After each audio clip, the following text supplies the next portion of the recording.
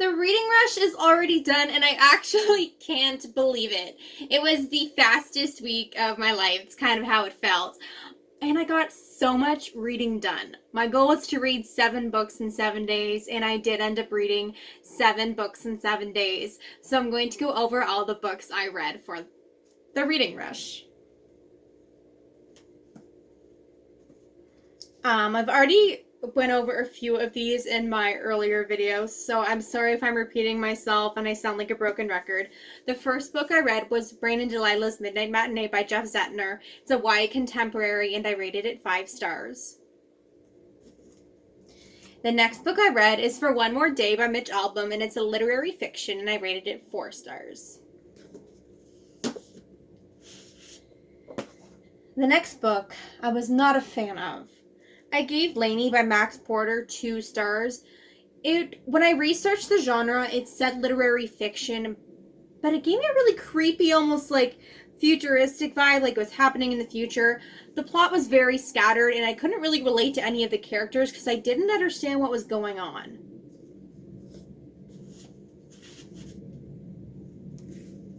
The next book I adored. And I love. And I plan to get a book quote tattooed on my skin from this book because that's just how phenomenal it was.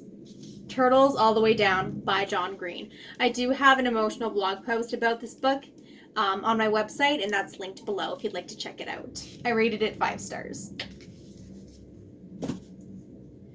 The next book I was surprisingly pleased by. I was stunned by how well this book delivered.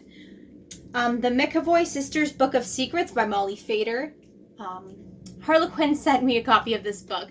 So obviously I was expecting romance, and it did deliver in that way as well. But there was also suspense and mystery and drama and humor. And there were 4 different POVs, and they all worked phenomenally because the voices were so distinct.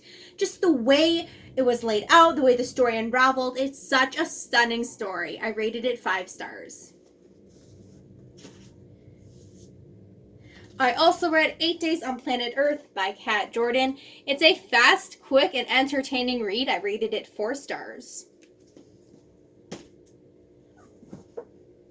And the last book was the book to movie adaptation. I haven't watched the movie yet because I haven't had the time, but I did read The Death and Life. I always get that mixed up because I think life comes before death, but not in this book title. The Death and Life of Charlie St. Cloud.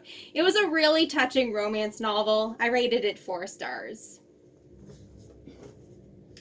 I won't lie, I actually am very surprised that I read 7 books in 7 days because my reading pace had kind of slowed down the more 2019 went on. So I am proud of myself, and I have now read 102 books thanks to this readathon. And I hope anyone who participated had a successful reading journey as well.